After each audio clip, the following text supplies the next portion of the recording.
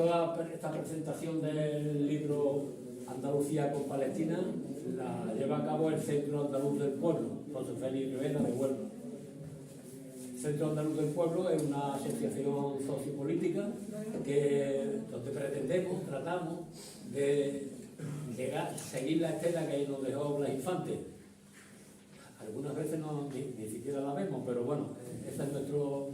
intento. Hemos llevado a cabo muchas actividades socioculturales desde nuestra aparición y en los últimos tiempos nos estamos centrando en un podcast que tenemos llamado Rebeldía Sopera, donde tratamos muy diversos temas de la ciudad de Huelva y dándole nuestra visión como ciudadanos y como municipalistas que queremos que la ciudadanía participe en la vida municipal. Y desde que se inició el llamado conflicto palestino, no llamarle de otra forma que se debería llamar por su nombre, genocidio, desde que comenzó el genocidio, nosotros desde un principio nos plantamos como apoyando, como uniéndonos a la causa palestina. Llevamos a cabo varias concentraciones,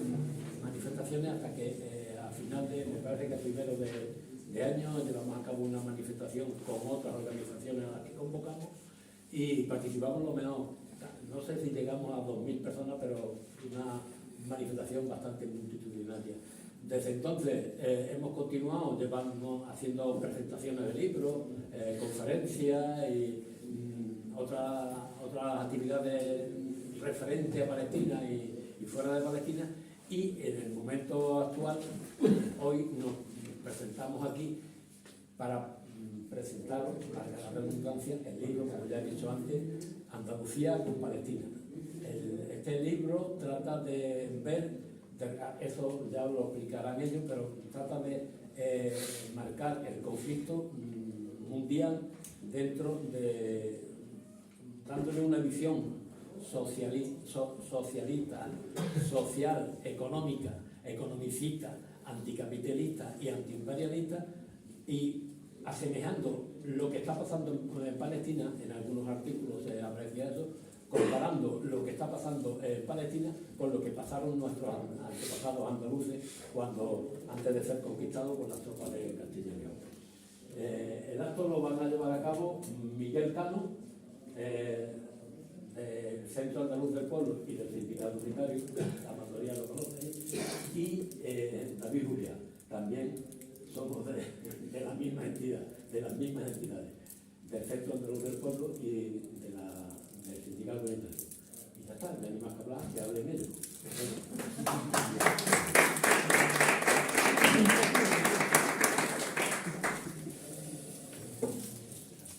Bueno, pues buenas tardes. Y pues sí, el libro este ha surgido como una iniciativa, a partir de una iniciativa del los centros andaluces del pueblo, como una contribución de apoyo a la solidaridad, a la lucha del pueblo palestino y de intentar reflexionar de las causas profundas de lo que ocurre y de qué alternativas hay, ¿no? Entonces, bueno, el libro al final es una pequeña representación, una muestra, una mijita de pueblo andaluz, de gente de distintas procedencias, trayectorias vitales, experiencias, ubicaciones geográficas, ideologías, pero que se le ha pedido que hablen sobre Palestina, el pueblo palestino y el genocidio que está ocurriendo. Y ha habido una especie, ha resultado un libro que tiene una cierta coherencia y un hilo conductor, a pesar de que no se ha hecho inicialmente con esa intención, ni nos hemos coordinado para tratar de sacar algo en conjunto. Entonces tiene una flexibilidad, pero tiene también una cierta coherencia interna y un hilo conductor, bueno, en la posición por la vida y por la liberación de los pueblos, de distintas posiciones de gente de Andalucía, de distintos lugares. Y se puede leer muy cómodo cada conjunto de artículos de cada una de las personas, y hacen una aportación de distintos sitios. Por estudios desde la psicología, los psicoterapeutas, una psicóloga palestina, habla de la resiliencia del pueblo palestino y de un par de conceptos que tienen que ver con eso desde la cultura semita, que, bueno, Amula y Sumut, dos cosas muy curiosas que tienen que ver con la resiliencia, pero son unos conceptos más amplios, que están bien explicados en el libro. Yo no, voy a intentar no hacer mucho spoiler de eso, pero está relacionado, también vinculado un poco con cierta cultura andaluza. Por ejemplo, lo que ocurría antiguamente en las casas de vecinos, esto que si una familia era más pobre y no le podía dar comer a los niños, los moría, no sé qué, otra decía, oye, ven para acá y yo les doy de comer, o sea, un cierto sentido de colectividad, de comunidad y de sentirse que puede pertenecer a una comunidad y puede estar cuidado. Eso es como la mula, ¿no? Y lo del sumut, pues es como la voluntad de resistencia, yo aquí, aunque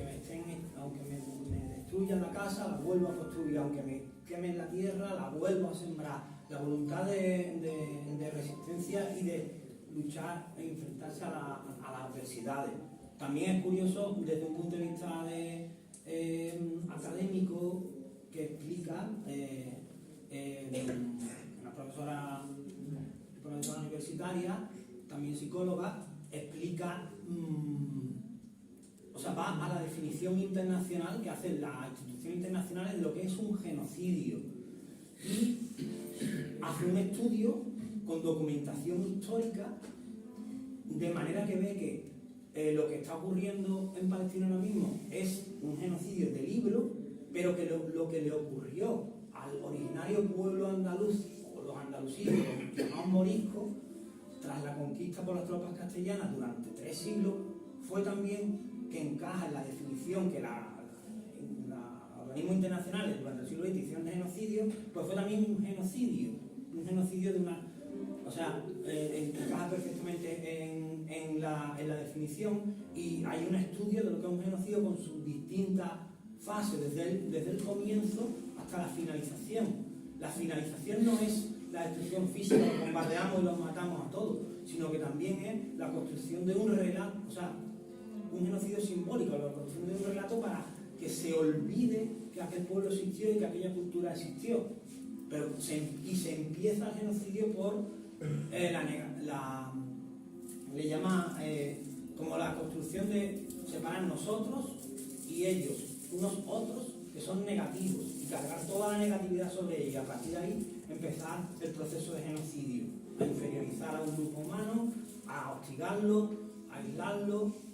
debilitarlo y finalmente aniquilarlo físicamente. No son una cosa sucesiva una tras otra, sino que se pueden solapar. Bueno, en fin, eso es muy interesante. Luego también, curiosamente, y acudiendo a nuestra historia, resulta que las instituciones internacionales excluyen explícitamente de la definición de genocidio cuando eso va sobre un grupo político o económico o ideológico. Es decir que, por ejemplo, pues sobre los obreros y los trabajadores que se levantaron en la Revolución de Asturias en el 34 y fueron masacrados por el ejército republicano al mando de Franco, eso no entraría en la definición de genocidio porque está excluido. O toda la dictadura, toda la guerra civil, la dictadura, que fue el exterminio ideológico de republicanos, de gente de izquierda, de combata, eso tampoco es un genocidio. Eso es una cosa que me ha llamado la atención y lo quería destacar. Luego también hay más aspecto curioso de que explica cómo el propio derecho internacional humanitario de la ONU, que supuestamente lo han hecho para proteger a las poblaciones, o sea, basándose en ese derecho, Israel lo subvierte, lo invierte y lo utiliza para que le sea favorable y le sirva para perpetrar el genocidio. Es una cosa como muy psicopática, pero esta gente son así, y es curioso ver eso, ¿no? También hay pues, una reflexión crítica sobre los mitos que utiliza Israel para justificar el genocidio, una reflexión crítica también sobre los manifestantes en los países occidentales y las movilizaciones que se han hecho, sobre desde qué posición y punto de vista se han hecho. Bueno, marca aspectos de lo que se llama, ¿no?, la guerra esta híbrida que hay, guerra cognitiva en el campo del debate público, los medios de comunicación, cómo se construyen marcos mentales, la colonización mental para otra vez, para justificar el genocidio como parte de la construcción esa del otro negativo, a partir del lenguaje y de las palabras clave. También se habla, por supuesto, de Andalucía y se pone de manifiesto pues, que fruto de ese genocidio que también sufrió Andalucía, tenemos una situación económica y política e ideológica de colonia interior dentro de Europa y del Estado español, con un papel subalterno formando parte de la periferia del sistema mundo capitalista global y con una características muy particulares que las sufrimos la clase de los trabajadores y el pueblo andaluz. Y como, bueno, ese mismo amo, que ya diría Infante que España es el amo que nos puso Europa, pues Israel es el amo que les puso Estados Unidos y el Imperio Anglo-Norteamericano a los palestinos. También está la visión de la gente andaluza en la inmigración en Europa, cómo han sentido pues, el desprecio, el colonialismo, el racismo estructural que hay en Europa, en París y las instituciones y las poblaciones europeas. Y bueno, en un análisis desde un punto de vista, intentando hacer un análisis geopolítico desde un punto de vista de clase, para tratar de ver pues, qué propuestas se podía hacer de camino o dirección en la lucha de liberación de los pueblos, no solo el pueblo palestino, el pueblo andaluz, los pueblos oprimidos en el Mediterráneo, que esa, en parte, o esa era como la idea general de, por lo menos la parte que nosotros habíamos, del artículo que habíamos hecho, de cómo podíamos contribuir, ¿no? Con un poco de reflexión y de análisis, y de ese proceso de dominación del imperialismo sobre el pueblo del Mediterráneo y qué podemos hacer en esa lucha y cómo podemos aportar en esa lucha y cómo podemos confluir con otros pueblos y dar una alternativa de liberación de esos pueblos del Mediterráneo, de la humanidad, a un mundo justo, en libertad, en paz, ¿no?